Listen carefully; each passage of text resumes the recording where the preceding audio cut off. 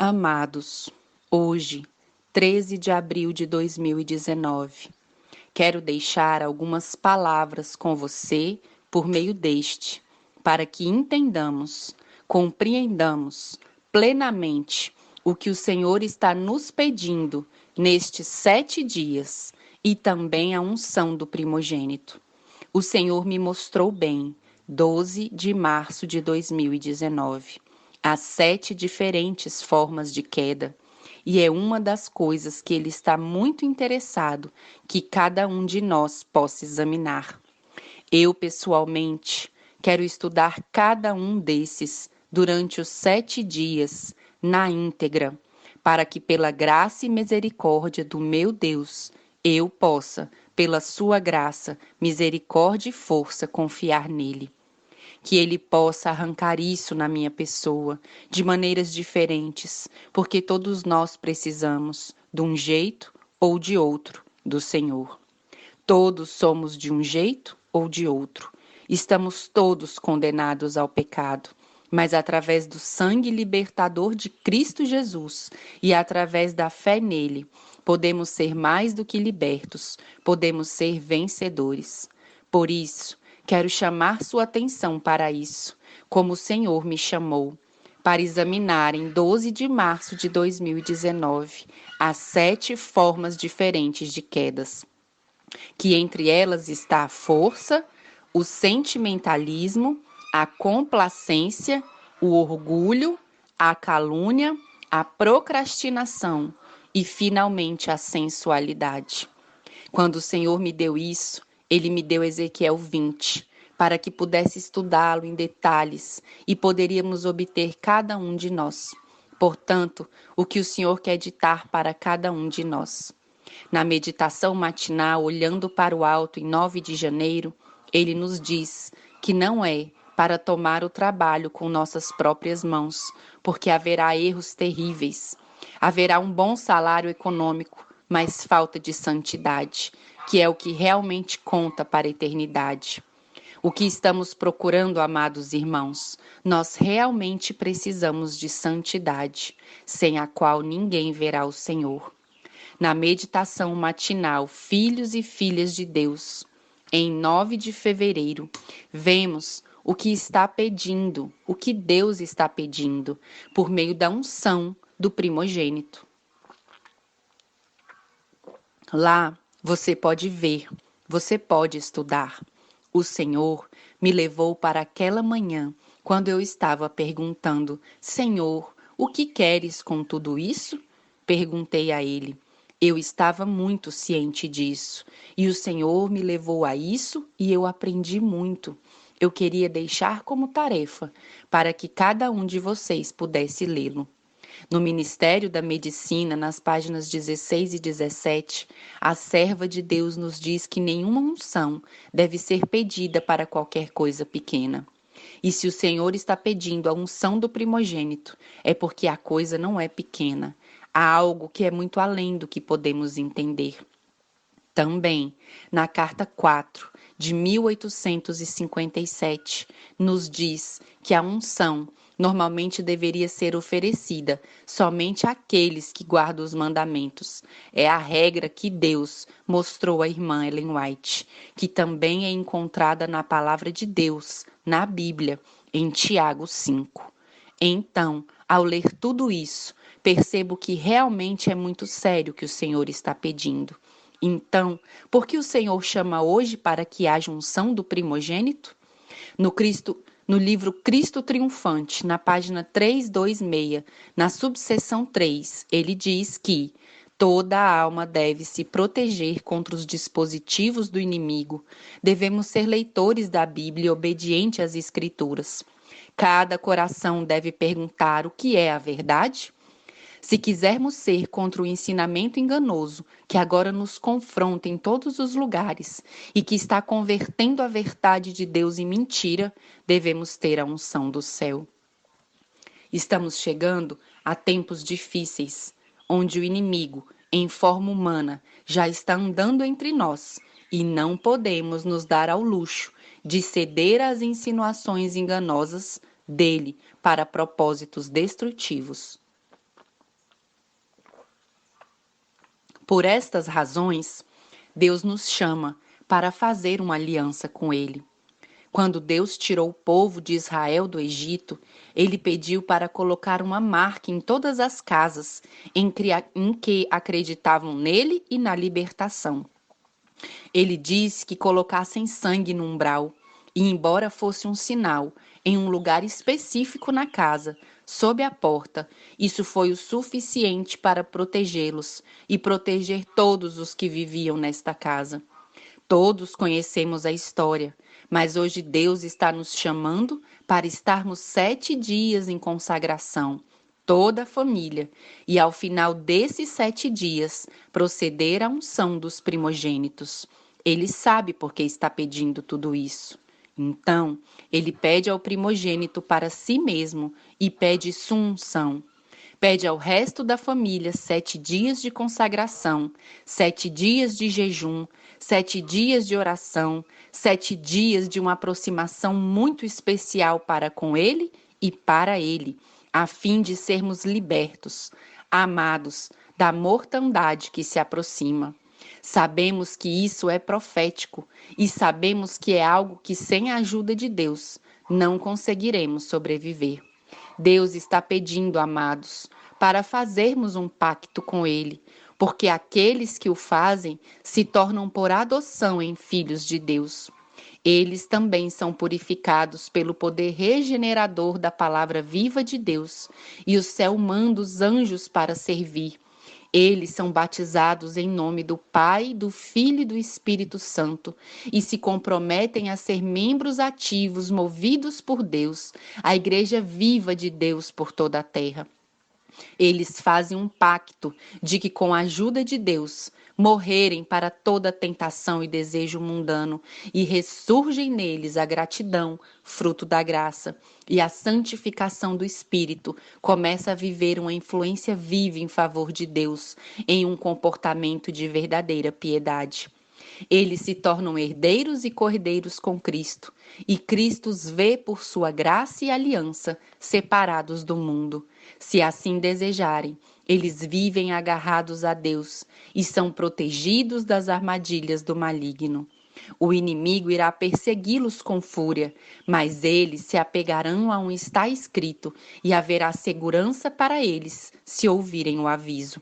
Confortado no Senhor e no poder de sua força, coloque toda a armadura de Deus para que você permaneça firme contra as armadilhas do diabo. Manuscrito 57, de 1907.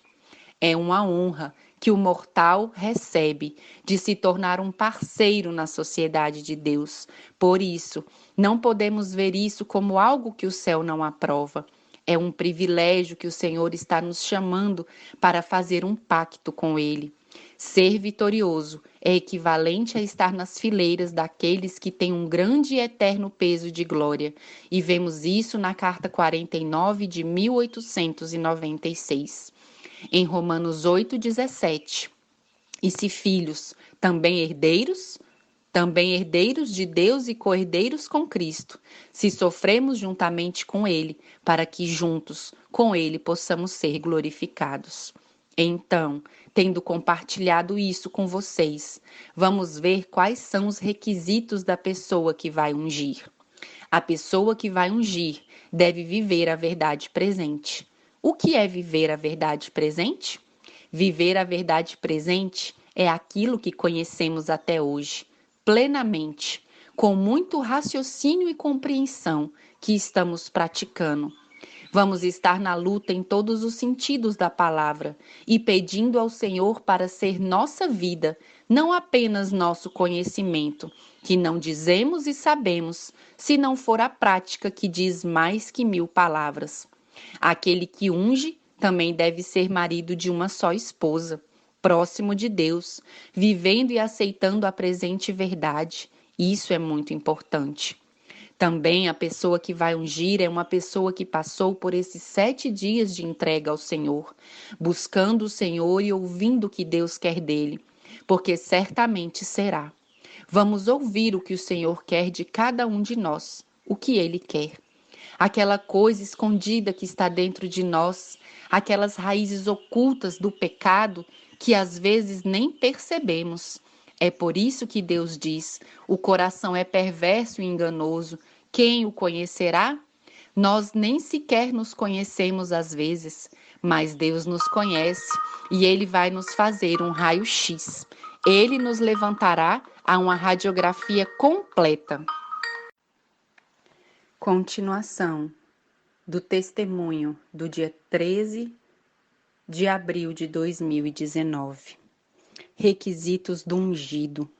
O ungido, primogênito, deve entender que, fazendo uma aliança com Deus, está voluntariamente negando a si mesmo e a seus desejos para seguir a vontade de Deus em sua vida. O primogênito também deve entender que uma comissão especial de anjos estará com ele, pois ele é chamado para ser um instrumento de Deus nesta hora crucial. A unção não deve ser forçada, mas deve estar em plena aceitação do primogênito.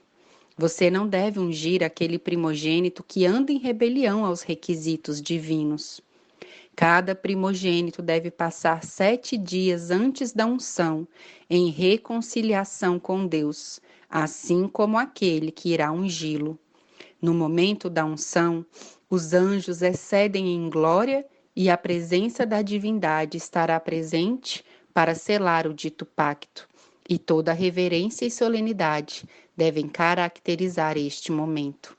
O inimigo irá persegui-los com fúria, mas eles se apegarão a um escrito e haverá segurança para eles se ouvirem o aviso. Portanto, é muito importante que entendamos isso, para que possamos instruir este primogênito, independentemente de sua idade, que ele possa entender isso de modo que esteja vivendo de acordo com os parâmetros de Deus.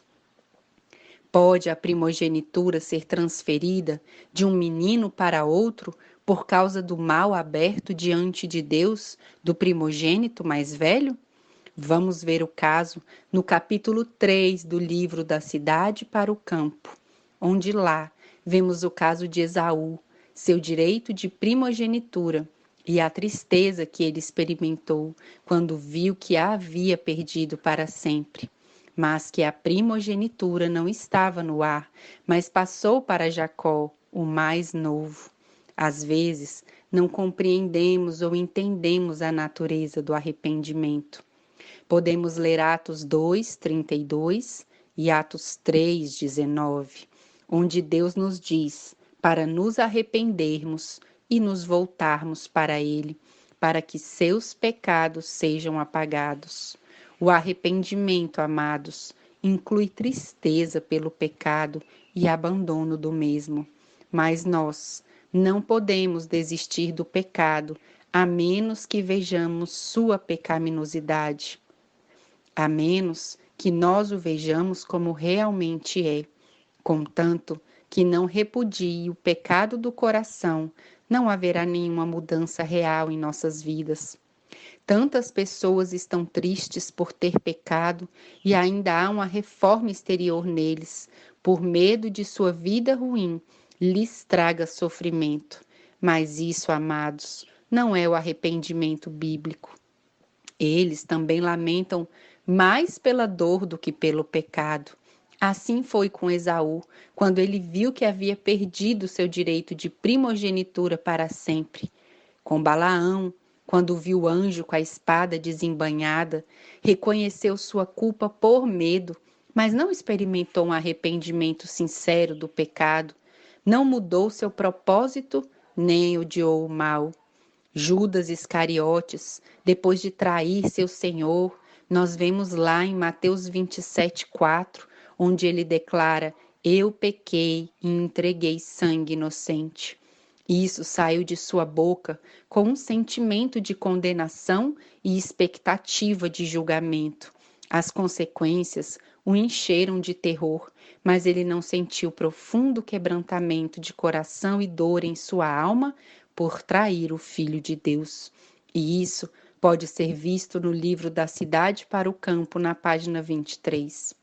Faraó, sabemos que ele estava sofrendo sobre os juízos de Deus e naquele momento ele reconheceu para escapar do castigo, mas ele voltou a desafiar o céu assim que as pragas cessaram. Ele se voltou em aberta rebelião e desafiou a Deus. Todos estes lamentaram os resultados do pecado, mas não experimentaram tristeza pelo pecado. São duas coisas diferentes. Quando começamos a ver o pecado como realmente é, ele nos destitui total e absolutamente da graça, da proteção, da herança celestial que Deus quer nos dar.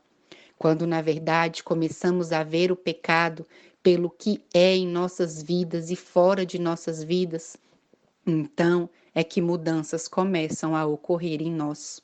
É por isso que Deus diz que Ele odeia o pecado, mas ama o pecador, porque Ele pode ver como o pecado realmente é.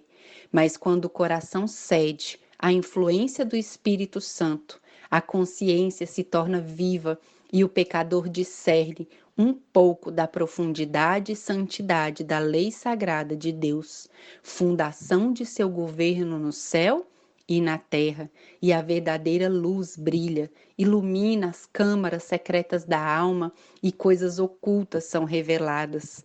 A convicção toma posse da mente e do coração. O pecador então reconhece a justiça de Jeová e ele se sente aterrorizado por aparecer em sua iniquidade e impureza diante daquele que sonda os corações. Ele vê o amor de Deus, a beleza de sua santidade e a alegria da pureza. Então ele começa a ansiar para ser purificado e vestido para a comunhão do céu. Assim como Davi, podemos exclamar: Bem-aventurado aquele cuja transgressão foi perdoada e coberto o seu pecado. Bem-aventurado o homem que Jeová não atribui a iniquidade e em cujo espírito não há engano. Salmos 32, 1 e 2. Quem é o primogênito e quem é o sacerdote? Nos tempos antigos, cada homem, o sacerdote era o pai de cada casa. No tempo de Abraão, por direito de nascimento, o sacerdócio caiu para o filho mais velho, o que vemos no livro CE, página 31. Somente o primogênito de cada família era apresentado no templo. Esta cerimônia era feita para comemorar um evento de tempos muito remotos. Vemos no livro CNS, na página 11. Em Êxodo 4, de 22 a 23, assim diz Jeová: Israel é meu filho, meu primogênito, e eu já disse a você que deixe meu filho ir, me servir, e você se recusa a deixá-lo ir. Eis que vou matar seu filho, seu primogênito. Assim sabemos a história, como Jesus mandou pintar com sangue os umbrais que representavam o sangue de Cristo, como Jesus foi crucificado como Cordeiro da Páscoa. Cristo é chamado nosso Cordeiro da Páscoa e vemos lá em 1 Coríntios 5, 7. Então, amados irmãos, agora quero voltar a um ponto anterior sobre se a primogenitura é transferível para o indigno Esaú. Deus conhece o fim desde o começo. Ele sabia antes de nascer que Esaú e Jacó, que coração cada um desenvolveria. Ele sabia que Esaú não teria um coração inclinado a obedecê-lo. Então Deus respondeu à oração de Rebeca e a informou, porque ela estava muito ansiosa, que ela teria 2 filhos e que o mais velho iria servir ao mais novo. Ele disse a ela que o primogênito tinha certas vantagens especiais, privilégios particulares que não pertenciam a nenhum outro membro da família. Ele deixou isso muito claro para ela. Isaque, o pai dos gêmeos, amava Esaú, porque ele lhe trazia carne e gostava de seu caráter ousado e corajoso que ele manifestava. No entanto, Rebeca amava mais Jacó, ele era o seu favorito, porque ele era de disposição bondosa. E aqui vemos algumas características que, como pais, deveríamos ver em nossos filhos. Neste caso, falando do primogênito, estamos falando de homens, Qual deles é ousado e corajoso? Qual é o tipo? Aqui vemos qualidades encontradas. E quais são aquelas que o céu aprova e qualifica para ser realmente o primogênito, seu escolhido, com quem Deus quer fazer o pacto? Ousada e corajosa, veja sua disposição gentil. O que é uma disposição gentil? Ele aprendeu o que sua mãe lhe ensinou. Era um ajudante, nobre no caráter, estava sempre meditando, era zeloso nas exigências divinas. Esaú, no entanto, levou a questão do direito de primogenitura levianamente e vendeu-a para Jacó. Outro caso é o caso de Caim e Abel. Caim, o primogênito rebelde, e Abel, obediente. O obediente morreu nas mãos do rebelde, e Deus enviou outro obediente, Sete. E foi quando o Senhor declarou que então os homens começaram a adorar a Deus. Algo que aprendemos com isso é que a fé implícita em Deus não pode ser.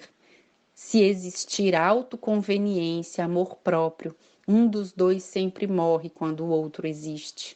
Por essa razão, o Senhor nos chama para morrer para si mesmo, ao amor próprio, à conveniência própria, para que a fé nele possa germinar, florescer e dar frutos. Então, somos transformados à sua imagem e semelhança, e é muito importante que entendamos isso. Se há conveniência ou amor próprio, o que é o mesmo, então pode haver amor por Deus, entrega a Deus. Precisamos ter uma fé implícita em Deus. É por isso que a mensagem de justificação pela fé atende a todos os requisitos. Tem uma mensagem total dizendo-nos que só podemos ser mudados e modelados e salvos por Jesus Cristo, que é sobre ele, somente ele. E eu não posso fazer absolutamente nada para me salvar. É por isso que é importante, amados, que recebamos uma transformação pela graça. E quem nos oferece essa graça? Apenas Cristo Jesus. Um trabalho profundo que Deus faz no coração. Ele começa a fazer quando começamos a comer alimentos sólidos. Uma obra superficial que o mundo oferece é quando estamos acostumados a beber leite, quando estamos muito superficialmente nas coisas de Deus. Essas são encontradas, não podem subsistir juntas, ou nós temos uma ou outra. Cada um de nós tem que medir a si mesmo e saber completamente qual das duas é que tem sido praticada ou está sendo praticada em nossa vida. Vamos tocar 3 pontos que são extremamente importantes. Primeiro, para ter uma transformação pela graça, devemos aceitar a verdade no coração. Isso é o que realmente faz uma mudança decidida, com convicção em cada um de nós. Não devemos aceitar a verdade misturada com a mentira. Isso não é aceitável diante de Deus. Então, quando temos a verdade com mentira, começamos a acariciar demônios em nossas vidas, porque os ídolos nos escravizam, mas a verdade nos faz livres. Acariciar serpentes é viver com anátemas. A verdade e a mentira juntas é prevaricação, que também é anátema. Em segundo lugar, devemos ser revelados pela graça de Deus a enormidade do pecado que temos e não podemos revelá-lo a nós mesmos. Assim, é Deus quem nos dá quando lhe damos permissão para entrar. Então, ele começa a revelar a enormidade e a profundidade do pecado. Depois começamos a ver, amados, em cada um de nós, a serpente que está em nossa vida, que se agarra da prevaricação que nossa vida nos insta a praticar e que muitas vezes prezamos. O discernimento começa quando realmente entendemos o que o pecado nos causa. Começamos a abominar nosso próprio pecado e o pecado que vemos fora também no mundo. Ele nos mostra a dimensão do pecado como realmente é, que é algo que por nós mesmos não compreendemos, nem podemos ver, mas é Deus quem nos mostra. Então, quando alcançamos este segundo passo e começamos a receber essa revelação de Deus e vemos essa enormidade e profundidade e vemos o pecado como realmente é, ou seja, aquela serpente antiga chamada Diabo, Satanás, que quer se apossar da nossa vida, dizemos: Senhor, me ajude, me salve, porque sem ti eu pereço. Então, ele chega e começa a fazer uma transformação em nós, um derramamento do seu Espírito Santo pleno em cada um de nós, porque ele permanece que nós, para nos fazer mais que vencedores, ele permanece em nós para nos fazer mais que vencedores por sua graça e por seu poder. Esse é o verdadeiro selamento. E é ele permanecendo permanentemente em cada um de nós. Mas não podemos, amados, promover uma graça fingida ou pensar que vamos ter nossos pecados perdoados porque emocionalmente estamos pensando neles. Não, nem ter um arrependimento superficial, como já falamos antes, porque isso é prevaricação. Satanás trabalhando através de nós, não conseguimos perceber isso, porque não vemos a enormidade do pecado. Passamos dia e noite tragando veneno que faz perder a sensibilidade da vida. Então não há frutos, há prevaricação e iniquidade. O que leva à prevaricação?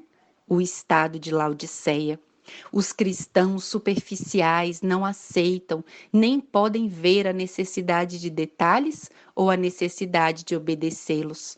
Então, isso é muito importante, porque o céu, amados irmãos, Deus é muito detalhista. Devemos estar muito conscientes e compreender que, em João 3, de 1 a 16, vemos a qualidade de nossa fé ali, vemos justificação pela fé. Devemos falar como quando Jesus falou aos discípulos e eles, por sua vez, falaram aos outros. Os amados filhos de Deus não se vendem por qualquer motivo, por qualquer conveniência, por qualquer coisa que venha à nossa frente neste mundo.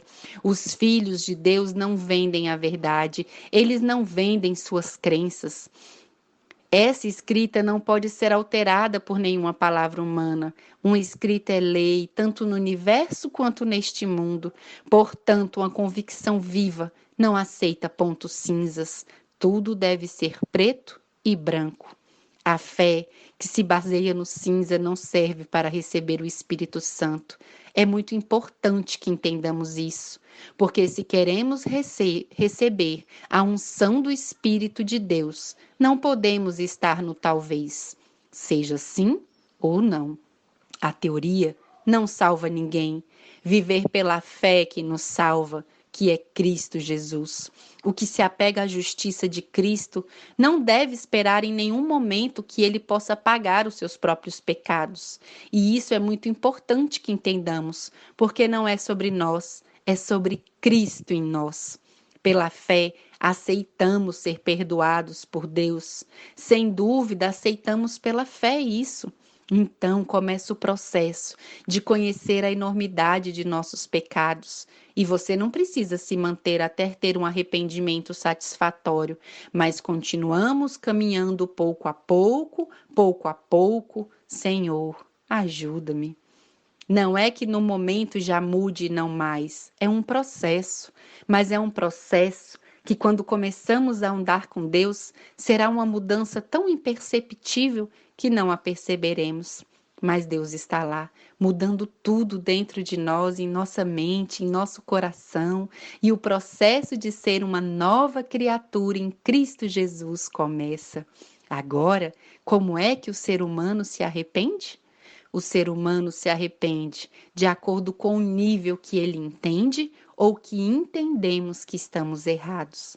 É aí que Deus entra para revelar a enormidade do pecado, o mistério da piedade versus o mistério da iniquidade. Existem esses dois paradigmas.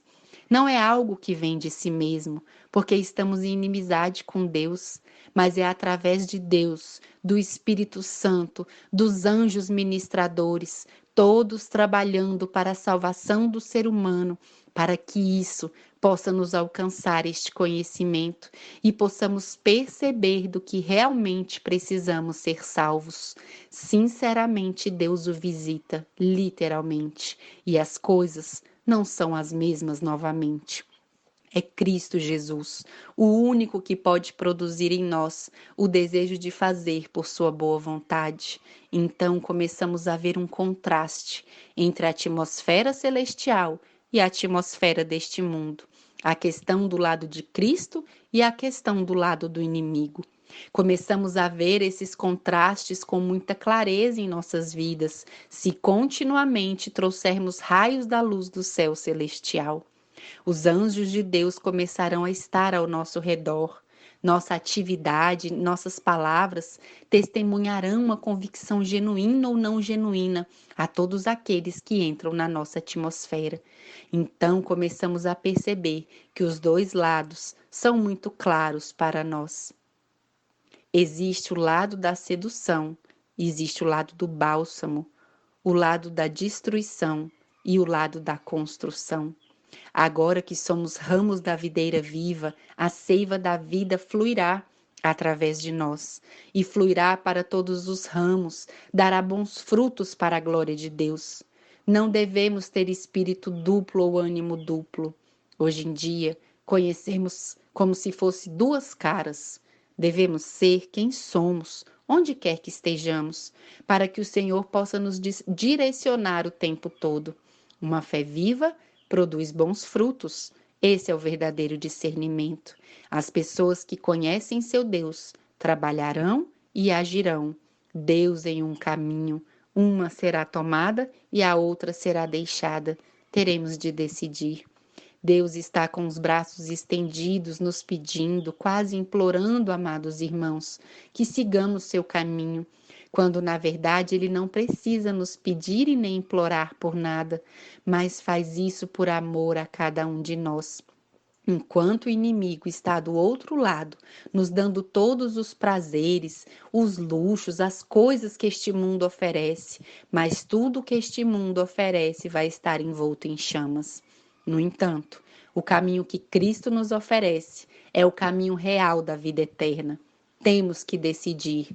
Cada um de nós tem um dever diante de Deus para decidir se queremos ser herdeiros conjuntos do país celestial ou destruídos neste mundo. O convite de Deus para cada um de nós é: temos diante de nós o caminho da vida, andai por ele e será bom para nós. É meu desejo e oração que cada um de vocês possa fazer parte este seu pedido nos dias de hoje para sempre, para que todos possamos estar juntos na pátria celestial muito em breve. Que o Senhor os abençoe.